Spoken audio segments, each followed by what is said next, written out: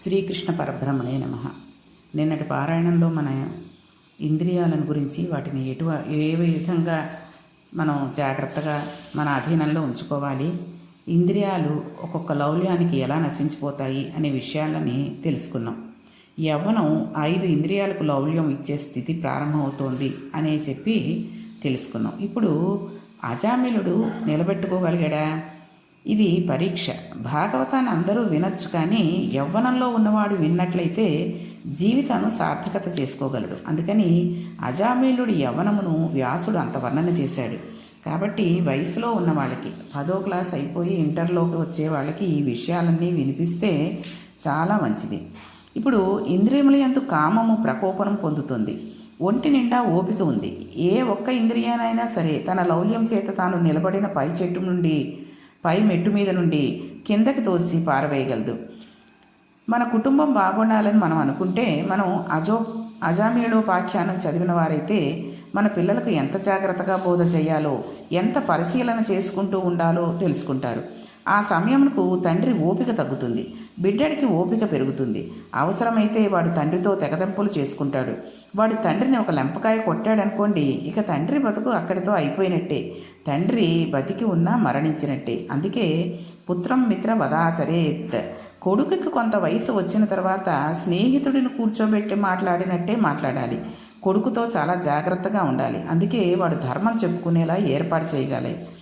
గురువు పట్ల అపచారం చేయకూడదని, అయినా కాస్త తండ్రి గారి దగ్గర కూర్చుని వింటాడని గాయత్రి మంత్రోపదేశం చేయడం ద్వారా తండ్రిని గురువుని చేస్తారు.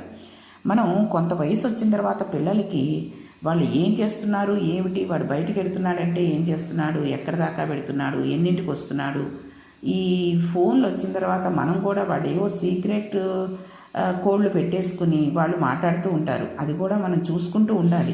అది కూడా వాడిని అనుమానిస్తున్నట్టుగా ఉన్నాడు అంటే వాడు ఇంకో రకంగా తయారవుతాడు. కాబట్టి మనం చూస్తూ జాగ్రత్తగా వాడికి తెలియనట్టుగా చూసుకుంటూ జాగ్రత్తగా ఉంటూ వాడి వెంపే తిరుగుతున్నట్టుగా ఉంటూ వాడిని మంచి దారిలోకి తెచ్చుకోవాలి. ముఖ్యంగా మగపిల్లలైనా ఆడపిల్లలైనా ఈ 10th క్లాస్ అయిపోయి ఇంటర్ 2 ఏళ్ళు అయ్యే లోపల, అంటే 15 నుంచి 17, 18 ఏళ్ల లోపలే పాడైపోతారు. ఆ సమయంలో కనుక మనం వాళ్ళని జాగ్రత్తగా చూసుకుంటూ ఇటువంటి మంచి విషయాలు చెబుతూ మన జాగ్రత్తలో మనం ఉంటూ వాళ్ళని చూసుకుంటూ ఉన్నట్టయితే వాళ్ళు పాడవకుండా ఉండడానికి, మంచి మార్గంలో నడవడానికి కారణం ఉంటుంది. ఎలాగంటే పిల్లలకి అదే చెప్పాలి మనం. ఇప్పుడు ఆడపిల్లలు అనుకోండి, మగపిల్లలతోటి స్నేహం అనేది చేయడం తప్పు. ఈ రోజుల్లో కామన్ అయిపోయింది అని అన్నట్టే అది ఏం చేయలేం, కానీ అది తప్పు. ఎంతలో ఉండాలో అంతలోనే ఉండాలి. అలాగే మగపిల్లలకు కూడా చెప్పాలి.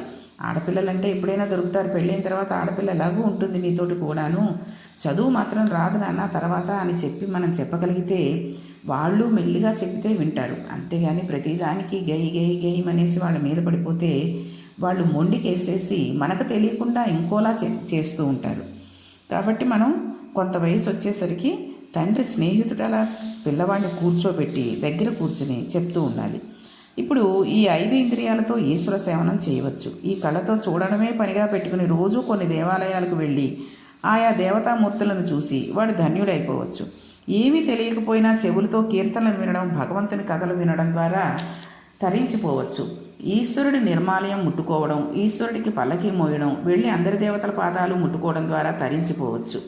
భగవంతుని నిర్మాల్యంను వాసన చూడడానికి అలవాటు పడిపోయి మత్తెక్కిపోవచ్చు, ధన్యుడైపోవచ్చు. అలా కాకపోతే ఈ ఇంద్రియములలోనే ఏదో ఒక ఇంద్రియం లౌల్యములకు పాడైపోవచ్చు. ప్రతి ఇంద్రియం లౌల్యం ఎలా ఉంటుందో మనకందరికీ తెలుసు. ఇక్కడ అజామిళుడి దృష్టాంతంగా వ్యాసుల వారు చూపిస్తున్నారు మనకి.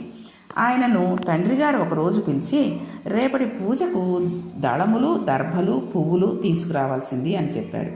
ఇది చెప్పడంలో తండ్రి ఎంతమాత్రం దోషం లేదు కదా. మనకి కుశాగ్ర బుద్ధి అని ఒక మాట ఉంటుంది. ఇవాళ మన వాళ్ళు పెద్దవాళ్ళ నోళ్లు వేసుకుని పర్యావరణం గురించి మాట్లాడుతున్నారు. దానిని గురించి మన పురాణాలు మాట్లాడాయి. గురువు శిష్యుడికి మొట్టమొదట నేర్పే పాఠం ఏమిటంటే శిష్యుడు పనికిరాని దర్భను ముట్టుకుని కొయ్యకూడదు. ఏ దర్భ అవసరమో ఆ దర్భను పట్టుకుని కొయ్యాలి. దానిని కూడా పూర్తిగా ఉత్తరించడానికి వీలు లేదు. మొదల వరకు కోసి మరలా అది పెరగడానికి అవకాశం ఇవ్వాలి. అందుకే హనుమ సుందరాకాండలో తాను శాఖాభంజనం చేశాను కానీ చెట్లను మొదలంటా పీకలేదు, కాబట్టి తన యందు పాపం లేదు అని చెప్పుకున్నారు. ముందు అసలు దర్భ కొయ్యడం దగ్గర నుంచి నేర్పుతారు. నిజానికి దర్భ కొయ్యడమే కాదండి, పువ్వులు కొయ్యడం కూడా ఒక కళ. చెట్టు నుంచి ఎలా పడితే అలా పువ్వులు కొయ్యకూడదు. పువ్వులు కోసేటప్పుడు ఎంతో మర్యాదగా కొయ్యాలని ధర్మశాస్త్రం చెబుతూ ఉంటుంది. మనం రామాయణంలో చెప్పుకున్నాం, ప్రదక్షిణగా రాముల వారు తన అభిషేకం చేసేందుకు ఉండే మొత్తం సామానంతటికి ప్రదక్షిణ చేసి వెళ్ళాడు.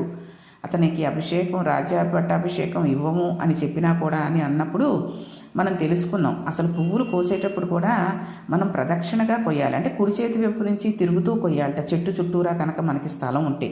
అలాగే చెట్టుకి అది కూడా ప్రాణం ఉన్నదే కదండి. అందుకని చెట్టుకి ఉండే పువ్వులను కోసే ముందు ఒక్కసారి మనసులో మనం ఆ చెట్టుని స్మరిస్తూ, అమ్మ భగవంతుడి కార్యం కోసం నీ పువ్వులు కోస్తున్నాం, కానీ ఇంకంతకంటే అన్యథా కాదు, నేను కోసేటప్పుడు కనుక నీకు ఎటువంటి బాధైనా అనిపిస్తే నన్ను క్షమించు అని అనుకుని మనం పువ్వులు కొయ్యగలగాలి.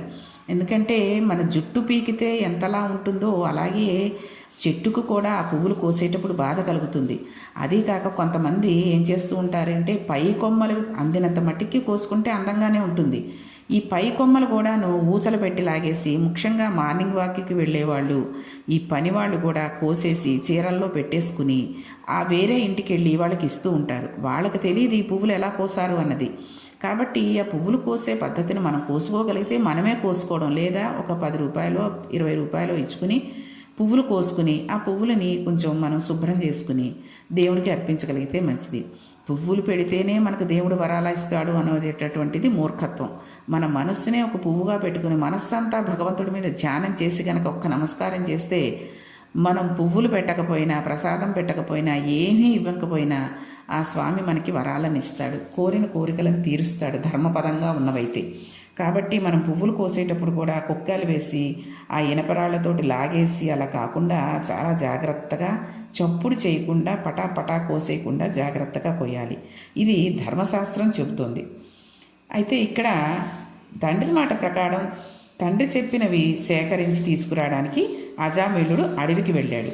వెళ్ళి పువ్వులు కోశాడు, సమిధలు కోశాడు, అన్నీ చేశాడు. ఆచార్యులు చెప్పిన మాటలు స్ఫురణలోకి వస్తున్నాయి, వేదమంత్రములు అన్నీ జ్ఞాపకానికి వస్తున్నాయి.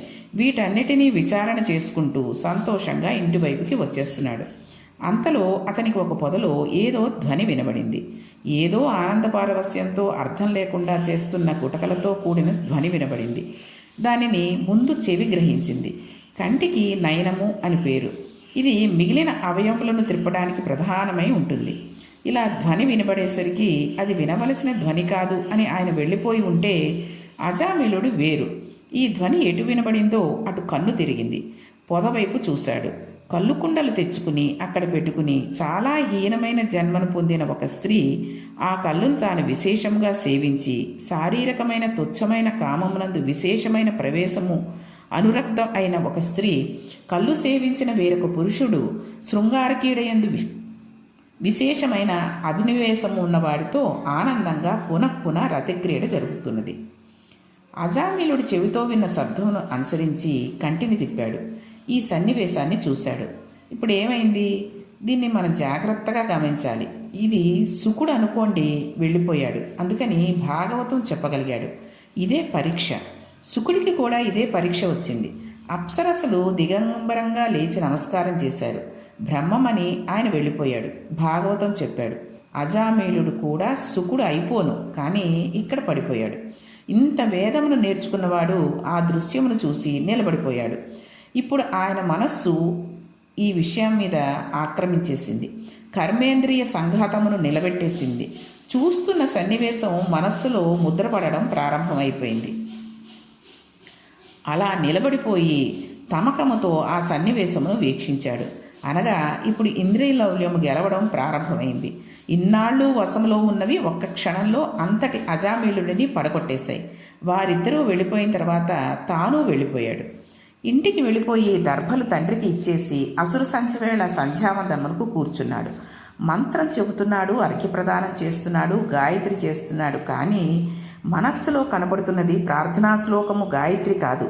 పొదలమాటున తన కన్ను మీద దేని మీద నిలబడిందో అది కనబడుతోంది. తన లోపల ఇంద్రియము ఒక లౌల్యమును పొందింది. ఇంట ధర్మపత్ని అయి సుగుణాల రాశి అయి సౌందర్యవతి అయిన భార్య ఉన్నది. కానీ ఆయన కోరిక వేరొక కొలటయందు ప్రవేశించింది. ఆచార్యవాక్కులు వేదవాక్కులు అన్నిటినీ జ్ఞాపకానికి తెచ్చుకున్నాడు. దానిని అధిగమించాలని ప్రయత్నం చేశాడు. కానీ అతడు చూసిన ఆ సన్నివేశం వీటన్నిటినీ తొలగదోసినది. ఒకనాటి రాత్రి తన భార్యకు, తల్లికి, తండ్రికి తెలియకుండా హీనకుల సంజాత అయిన ఆ స్త్రీని చేరాడు. ఆవిడ ఇతనిని నీవు కూడా కళ్ళు సేవించు అంది. అప్పుడు రససేంద్రియము పాడవడం మొదలుపెట్టింది. అతడు కళ్ళు సేవించడం మొదలుపెట్టాడు. ఇప్పుడు అతని సంగమం వేదము ధర్మము అక్కర్లేని వాటితో కూడింది. అందుకని అతడు సంధ్యావందన భ్రష్టుడై రాత్రింపవళ్ళు అక్కడ ఉన్నాడు. చూడండి, మనం కూడా ఏదైనా ఒక చూడకూడని దృశ్యాన్ని చూసినా పదే పదే గుర్తొస్తూ ఉంటుంది ఎవరికైనా. చూడండి, మామూలుగాను ఈ కుక్కలు పిల్లులు లాంటివి రోడ్ల మీద పెడుతుంటే స్పీడ్గా వచ్చిన కారు లేకపోతే ఒక స్కూటరు దాని మించి వెళ్ళిపోయింది అనుకోండి, అది మనం కనుక చూస్తే మనకు ఒక 5-6 రోజులు అదే విషయం గుర్తుకొస్తూ ఉంటుంది. భగవంతుని ధ్యానం చేసినా, అన్నం తింటున్నా, పడుకున్నా, ఏదైనా అయ్యో పాపం అలా అయిపోయిందే అనిపిస్తూ ఉంటుంది.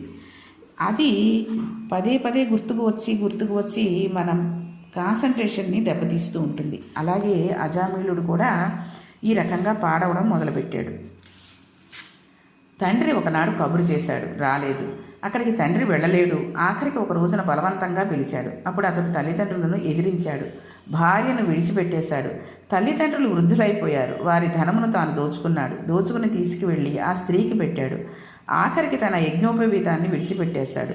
శిఖ విడిచిపెట్టేశాడు. వేదము విడిచిపెట్టేశాడు. ఒక్క దృశ్యము ఎన్నిటిని పడగొట్టేసిందో చూడండి. కులట స్త్రీ ఎందు 9 బిడ్డలను కన్నాడు. అంటే ఎంత వయస్సు అయిపోయిందో చూడండి. కాలం ఎవరి కోసమూ ఆగదు. కాలం జరిగిపోతుంది. సూర్యాస్తమయాల్లో ఈశ్వరుడిని ఆరిద్యాన్ని గ్రసించేస్తున్నాడు. మనం సంపాదించుకున్నవి ఏమీ మనతో రావు. కనీసం చిట్ట చివరికి నేను అనుకున్న ఈ శరీరం అగ్నిహోత్రంలో కాలిపోతుంటే తాను నిలబడి దర్శిస్తూ ఉంటాడు. అయ్యో, ఈ శరీరం నాది అనుకున్నాను, ఇది కూడా కాలిపోతోంది అని ఆశ్చర్యపోతాడు. కొడుకు జ్ఞాతి హోమం చేసి ఇంటికి వెళ్ళిపోతాడు. భార్యను 11 రోజులు అయిపోయిన తర్వాత అన్నదమ్ములు తీసుకువెళ్ళిపోతారు.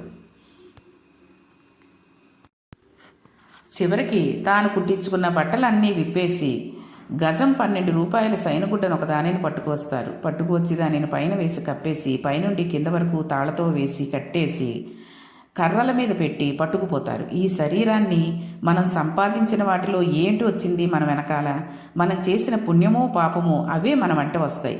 చీమ తన తర్వాతి తరాలకు సంపాదించలేదు, పక్షి సంపాదించలేదు, పశువు సంపాదించలేదు. మరి మనకెందుకు ఇంత ఆర్తి? మన బిడ్డల కొరకు మనం సంపాదించడం మన కర్తవ్యం. ఆ తర్వాత తరాల వారు మనం సంపాదించినది తింటారు. కానీ మనం ఏమైపోతాం?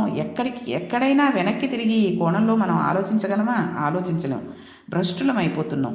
కాబట్టి ఈ శరీరం వెంట ఎవ్వరూ రారు. ఈ శరీరంతో అనుబంధములు ఈ శరీరంతో సరిపడిపోతాయి. ఈ విధంగా అజామిళుడు తల్లిదండ్రులను విడిచిపెట్టాడు, భార్యను విడిచిపెట్టాడు, వేరొక ఆవిడతో కాలం గడిపాడు. ఉన్న ఐశ్వర్యం అంతా లుప్తమైపోతుంది. కళ్ళు తాగడం మొదలుపెట్టాడు, మాంసం తినడం మొదలుపెట్టాడు, ఆచార వ్యవహారాలు వదిలిపెట్టేశాడు. అందరూ వీడిని ధూర్తుడని అసహించుకున్నారు. తినడానికి తిండి లేక తల్లిదండ్రులు వీధిని బట్టి వెళ్ళిపోయారు.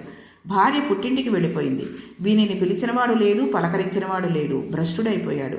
ఆర్జన లేదు, ఆదాయం అంతా పోయింది. ఇన్ని ద్రోహ కార్యాలను ఆచరించాడు. అయితే అతడు చేసిన ఒకే ఒక మంచి పని ఉంది. ఆ మంచి పని ఏంటి? అతడు చేసిన పాపాలన్నింటినీ పోగొట్టుకోగలిగాడు అనే విషయాన్ని రేపటి పారాయణంలో తెలుసుకుందాం. శ్రీకృష్ణ పరబ్రహ్మణే నమః.